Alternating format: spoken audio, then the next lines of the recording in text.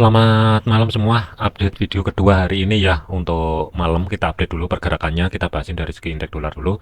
Pergerakan saat video ini dibuat kurang lebih hampir jam 6 waktu Indonesia Barat ya. Pergerakan itu masih tetap bermain-main aja di zona tengah pivot weekly yang berada di 105.30. Potensial terjadinya sideways itu masih tetap 105.200 sampai dengan 105.400 selama indeks dolar ini tetap bermain-main di range area tersebut. Ini masih mungkin kita akan ngeliatin di beberapa pair lain pun mungkin kalaupun ada volatility-nya itu masih minim. Kuncinya adalah kehilangan level support. Kalau misalkan itu terjadi hari ini, support yang berada di 105.200 masih ada potensial mungkin 40% akan menuju ke bawah 105.00 sebagai physical price level sebelum indeks dolar ini lanjut ke atas. Tetapi kalau batasan terbawah kurang lebih di kisaran 105.200 ini bertahan, kemudian dia menguji level area resisten yang berada di 105.400. Nanti kita akan lihatin dulu di sini. Kalau misalkan harga mampu break ke atas ya, keluar daripada zona yang di blok abu-abu ini, potensial kalaupun terjadi koreksi dari segi time frame kecil selama pergerakan koreksinya itu tidak mampu bergerak di bawahnya 105.300, ada kemungkinan 60% ini langsung lanjut ke atas. Targetnya adalah hari ini sampai dengan besok itu 105.600 sampai dengan batasan maksimal adalah 105.74 terlebih dahulu ya. Jadi ini rank kurang lebihnya malam ini sampai dengan besok lah kurang lebih. Nanti proyeksinya seperti apa nanti kita akan cek lebih lanjut. Gold, pergerakan dari gold hari ini ya, ini sih udah kena TP ya. Kalau kita lihatin dari segi time frame 15, kita zoom dulu. Ketika keluar zona yang di blok biru ya, ini potensial mungkin kalau mau ancang-ancang cari setup sell sebenarnya nggak masalah, tetapi dari jarak stop loss itu kurang lebihnya sekitar 100 pip. Targetnya adalah 160-an pip. Dan ini sudah tercapai. Untuk day trade ini harusnya udah beres ya. Ini saya hapus dulu karena ada TP. Kemudian zona yang masih diantisipasi di kiri, ini kan orange ini kan zona demand saat ini kan udah di break, jadi ini saya hapus dulu. Untuk malam ini fokusnya masih tetap 2335 ini yang mungkin diantisipasi kalau misalkan gold ini sedikit kedorong ke bawah. Nanti kita akan cek lebih lanjut mampu atau tidak dia bergerak lebih dalam tentunya menuju 2324. Cuman sih saya terus terang kalau hari ini masih ragu, masih ada potensial ini mungkin kalaupun harga keangkat ke atas, perhatikan level area 2346. Kalau misalkan ini nanti dari segi time frame-nya kecil ini koreksi ke atas dan keluar di 2346 sedikit di atasnya, mungkin akan kedorong kurang lebihnya di kisaran 2350 sebagai physical price level sebelum gold ini lanjut masuk lagi ke potensial area sideways yang berada di 2324. Itu batasan terbawah, batasan teratas adalah 2346. Jadi masih ada potensial untuk gold malam ini sedikit kedorong ke atas, karena kalau kita lihatin dari segi time frame H1 pun untuk hari ini ya,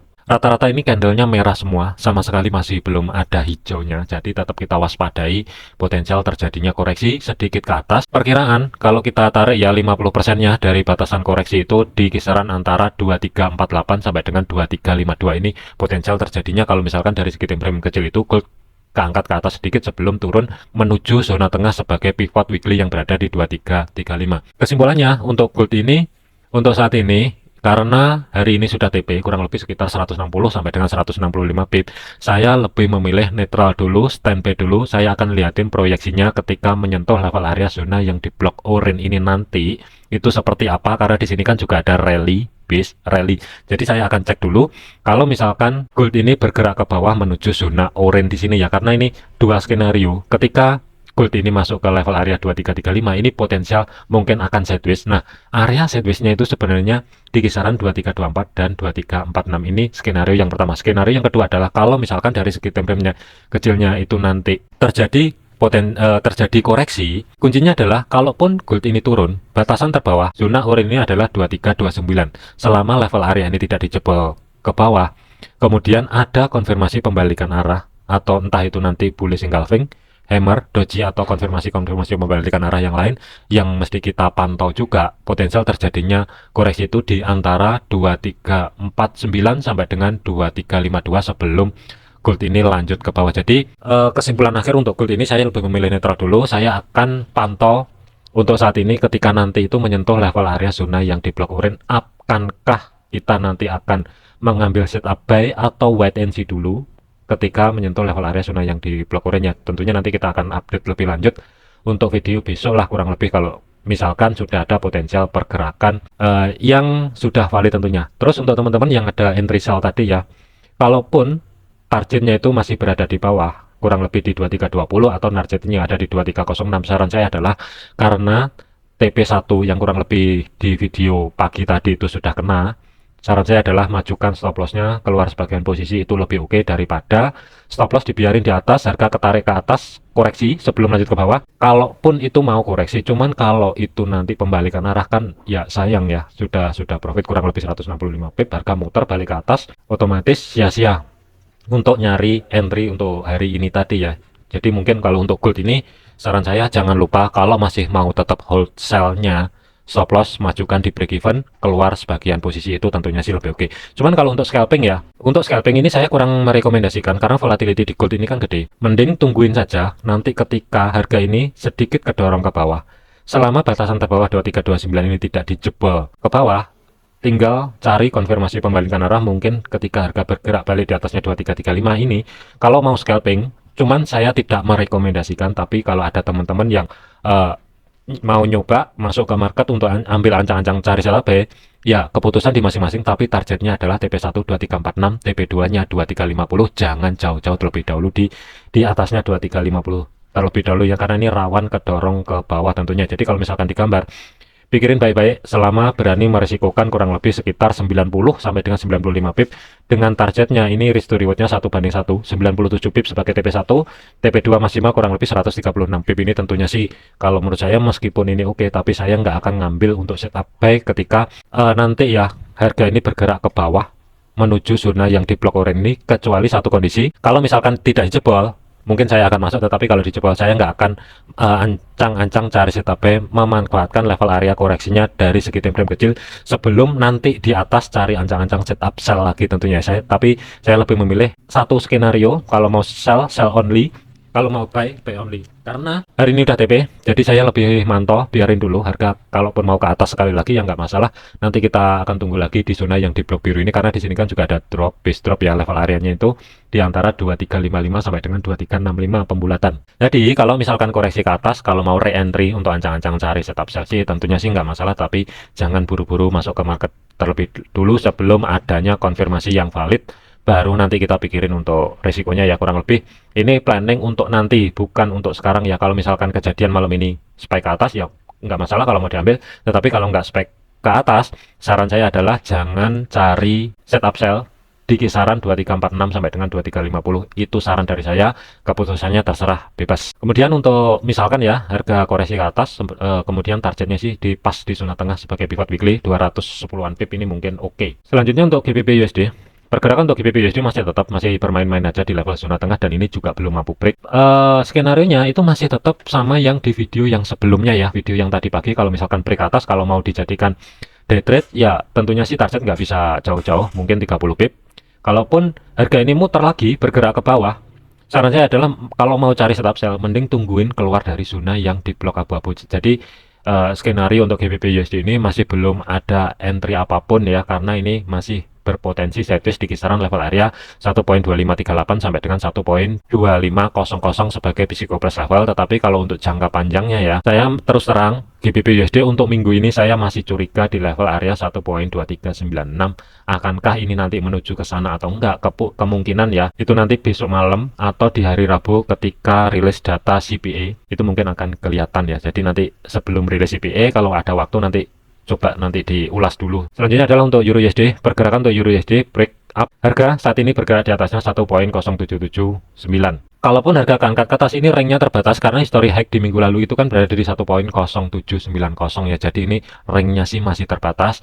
Kalau untuk Euro USD baik dari segi time frame 1 ataupun dari segi time frame 4, saya lebih memilih netral dulu. Saya nggak ada entry posisi apapun ya. Kecuali kalau teman-teman ada entry buy, saran saya adalah untuk targetnya sedikit di bawahnya 1.0810 ya. Taruh sedikit di bawahnya, ini mungkin oke.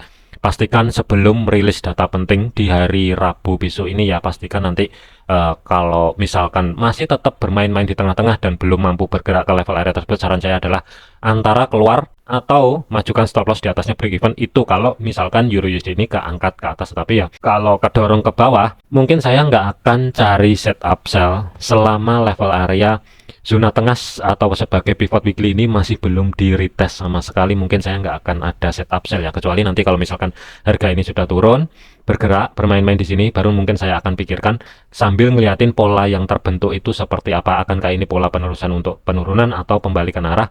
Ketika turun ini berpotensi bisa juga sebagai support kuat sebelum harga keangkat lebih tinggi. Nanti kita akan cek lebih lanjut kesimpulannya. Untuk Euro USD adalah saya lebih memilih netral. AUD USD, pergerakan AUD USD untuk saat ini. Saat video ini dibuat, ini retest di level area 0.6611 dan ini masih belum valid ya. Akankah ini lanjut ke atas atau tidak? Cuman kalau kita zoom dari segi time frame H1 ya, penutupan dua candle ketika retest pertama tadi, ini harga masih belum mampu tutup di kisaran level area 0.6611 atau di atasnya, ini masih belum mampu. Jadi menurut saya ya, ini masih ada berpotensi sideways kalau mau dijadikan ancang-ancang memanfaatkan potensial terjadinya sideways itu di antara 0.6611 sampai dengan 0.6590. Mungkin bisa sell di atas, buy di bawah, ini mungkin bisa, tetapi dari segi stop lossnya ini nggak bisa jauh-jauh. Tapi pastikan dulu ini ada minimal lah terjadi bearish engulfing, itu mungkin oke kalau saat ini ya. Cuman kalau misalkan digambar, pikirin baik-baik dengan risiko mungkin ya antara 10 pip sampai dengan 15 pip ini sebagai batasan untuk stop lossnya kalau misalkan dapat harga sekarang, karena hanya sebatas memanfaatkan potensial terjadinya sideways.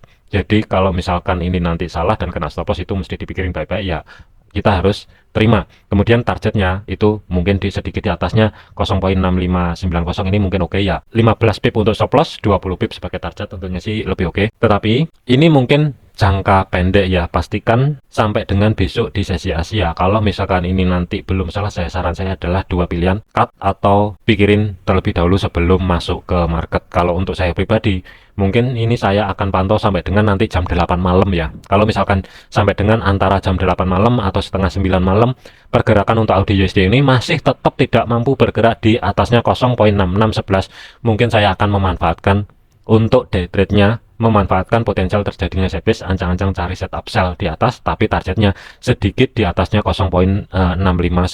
Tetapi kalau misalkan bergerak ke atas ya, mau nggak mau kita harus terima dengan batasan risiko stop loss itu antara 10 sampai dengan 15 pip. Jadi keputusannya silahkan diambil masing-masing, risiko ditanggung sendiri. Saat ini masih off untuk AUD USD. USD CAD masih tetap, jadi ini nggak ada updatean lebih lanjut kecuali hari ini ya. Kalau misalkan hari ini dia mampu keluar dari zona yang diblok, kalau mau dijadikan untuk ancang-ancang cari setup base tentunya nggak masalah, tetapi dari segi stop lossnya perhatikan low yang terjadi saat ini itu kan kurang lebih berada di 1.3669 ya, kurang lebih ya, taruh sedikit di bawahnya, ruang gerak sekitar antara 25 sampai dengan 30 pip sebagai batasan untuk stop loss sih oke. Tetapi dari segi targetnya itu kalau kita mau nargetin yang ada di atas sebagai support pertama weekly itu yang berada di 1.37400 sih tentunya sih nggak masalah, 50 pip. Kemudian TP2 nya sementara masih belum bisa jauh-jauh terlebih dahulu, batasannya adalah 1.3762, ruang gerak sekitar 72 pip, ini tentunya sih mungkin oke. Skenario ini akan tercancel kalau misalkan harga bergerak ke bawah dan keluar daripada zona yang di blok hijau ini ya. Jadi ini tinggal tunggu wait and see terlebih dahulu. USD Swiss, pergerakan USD Swiss kalau kita zoom dari segi time frame 15, karena ini ringnya kecil, ini kan kelihatan banget ya ketika saya tarik Vipo Custom. Potensial terjadinya sideways itu kan berada di 0.9059 sampai dengan batasan atas itu kan 0.9075. Dan siang tadi ketika harga bergerak ke atas ya, di atasnya pivot weekly yang berada di 0.9067 ini kan bergerak tetapi masih ke reject lagi di level area resisten atau batasan teratas potensial terjadinya sideways yang berada di 0.9075, dan ini harga bergerak ke bawah. Kuncinya adalah kita lihatin dulu dari segi time frame 1. Karena potensial terjadinya sideways ini masih berlanjut, kuncinya malam ini adalah perhatikan dulu harga ini mampu keluar dari zona yang di blok abu-abu ini atau tidak. Kalau misalkan mampu keluar, nanti kita lihatin dulu dia keluarnya itu ke arah ke bawah atau arah ke atas. Kalau misalkan arah ke atas, ini mungkin bisa dijadikan ancang-ancang ataupun planning untuk cari setup buy. Tetapi dari segi entry-nya ya, pastikan harga ini harus mampu tutup baik dari segi time frame H1 ataupun mungkin H4 lebih oke ya, bukan shadow-nya ya, tapi bodinya ini harus mampu tutup di atasnya 0.9075, ini mungkin oke kalau mau dijadikan referensi ancang-ancang cari setup buy. Tetapi dari segi stop loss-nya itu kurang lebih di kisaran sedikit di bawahnya 0.9064 ya. Kalau misalkan kita gambar kurang lebih ya di sinilah antara 13 sampai dengan 15 pip sebagai batasan stop lossnya. Tetapi dari segi targetnya ini sedikit nggak imbang kalau dipasin di level area resisten pertama weekly ya.